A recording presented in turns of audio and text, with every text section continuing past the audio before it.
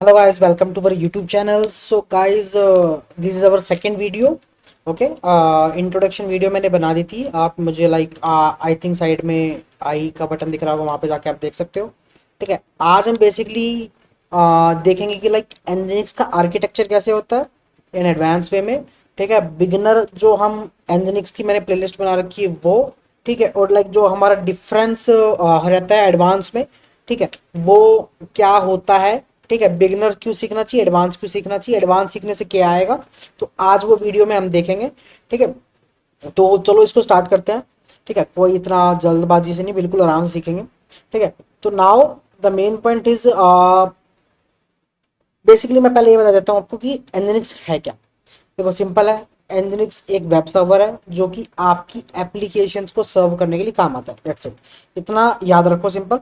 ठीक है, बट एनजिनिक्स से हम क्या क्या कर सकते हैं, अपनी एप्लीकेशंस को सर्व करा सकते हैं, फास्टर लोडिंग कर सकते हैं, हमारी लोड नहीं हो रही है वेबसाइट वो. ठीक है, या ट्रैफिक जो हमारी सर्वर्स पे आ रहा है उसको हैंडल कर सकते हैं. ठीक है, तो वो एनजिनिक्स के लिए, Nginx is like a web server. That's it. ठीक है, नाउ एनजिनिक्स का आर्किटेक्चर वर्क कैसे करता है. There will be only 3 to 4 components. Okay, so we need to keep in mind. So पहला होता है मास्टर प्रोसेस, सेकंड होता है वर्कर, और थर्ड होता है इवेंट ड्रिवन. ठीक है, फोर्थ होता है मॉड्यूल. Gets it. ठीक है, इतना याद रखो.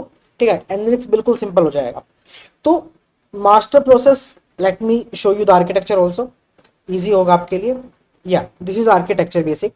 ठीक है, तो हाउ द एनजिनिक्स विल वर्क. ठीक है, एज ए सिंपल वे में समझो, it's like a website.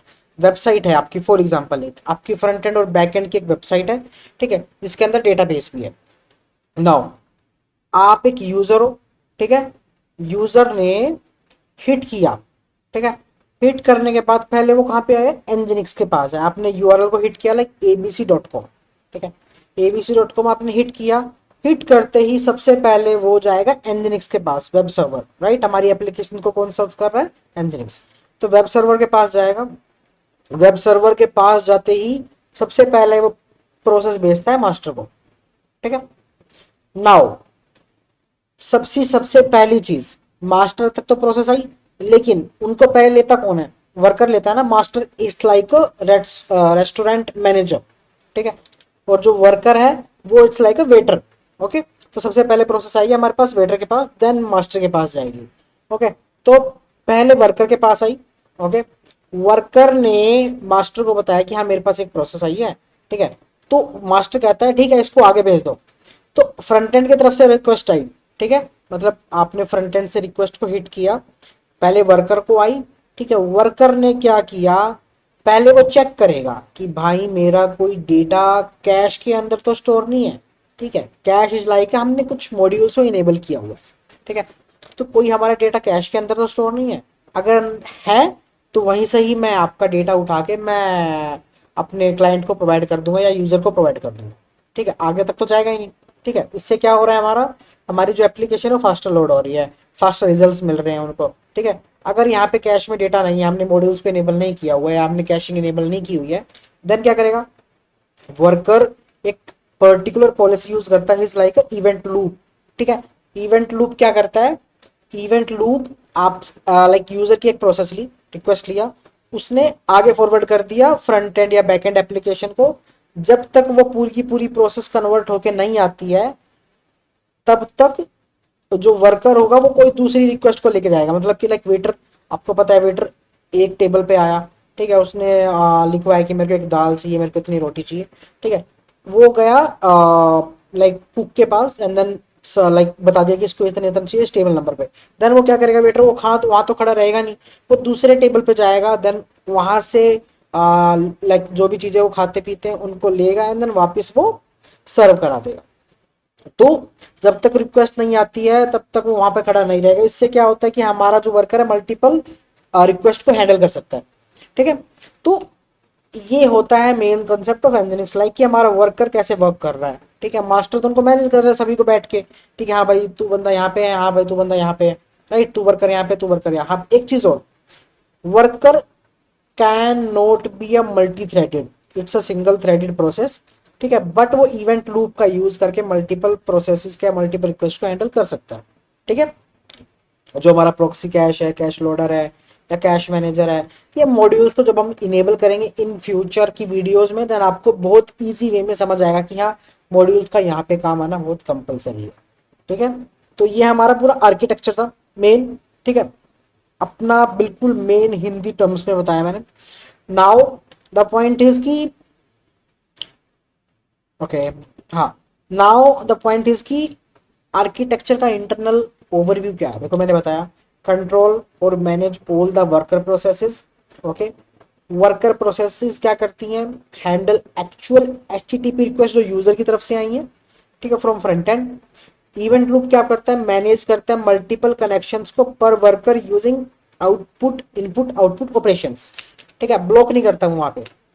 Modules का कर रहे हैं, लाइक फीचर्स ऐड कर रहे हैं, लाइक जीज इंक्रिप्शन हो गया या कंप्रेशन हो गया या कैश इनेबल कर दिया, एसएसएल इनेबल कर दिया या सिक्योरिटी इनेबल कर दी।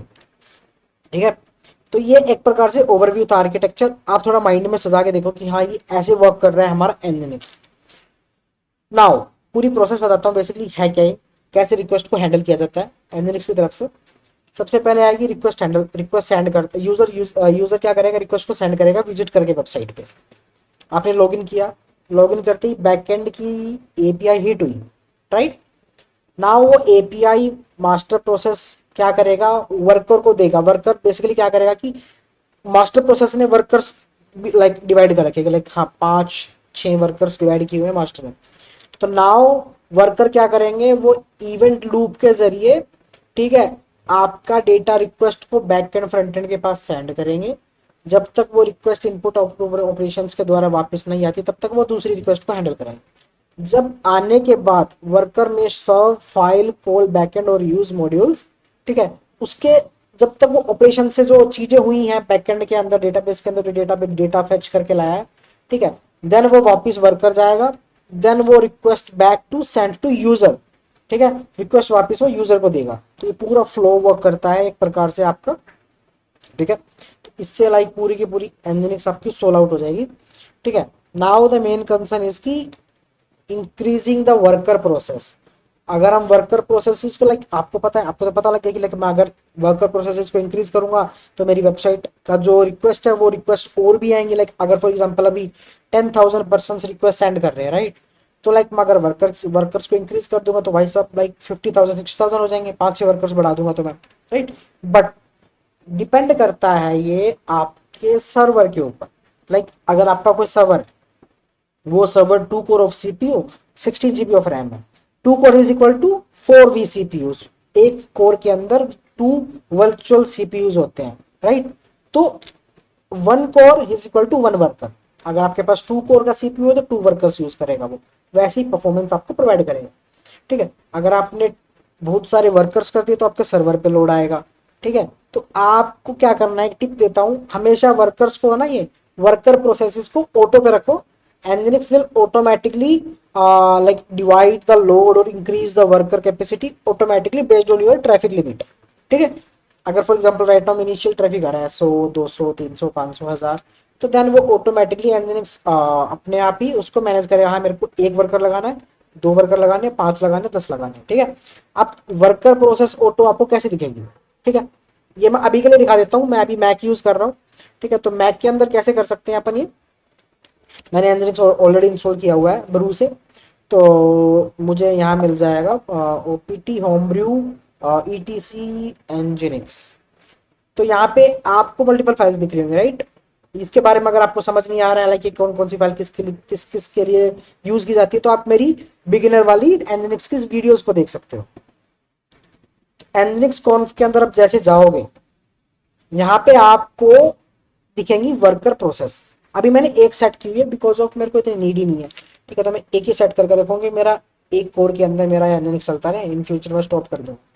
बट मैं यहाँ चाहूंगा कि इसको ऑटो करो, ऐसे लाइक ऑटो, एंड देन उसके बाद आप सेव कर दो based on your like application, automatically up and down होता रहेगा।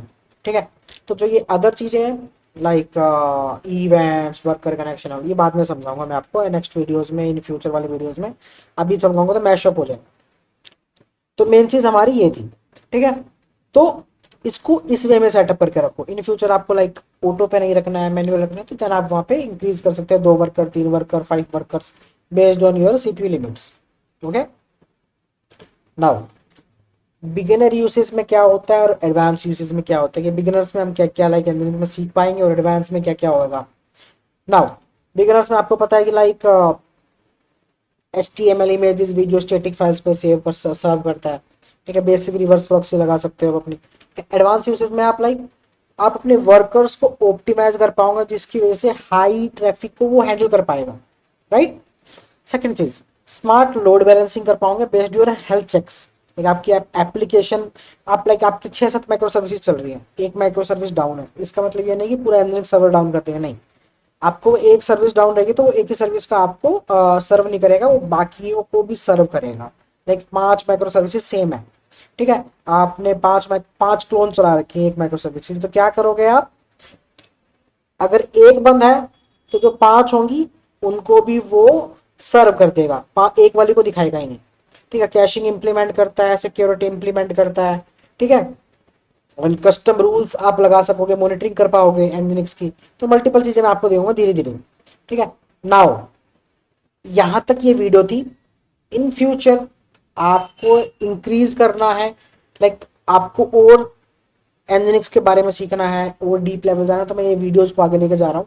बहुत अच्छा लगेगा आपको। मैं पूरी सीरीज बनाने की कोशिश करूंगा, पूरी सीरीज बनाऊंगा इसकी मैं पूरी एंड टू एंड, लाइक किसी पर्सन को नीड ना पड़े कि हाँ भाई एनजिनिक्स में मुझे ये नहीं आया, मुझे ये नहीं आया, ठीक है। तो एक वीडियो को देखो कि ईजी वे में समझ जाओगे आप चीज़ों को।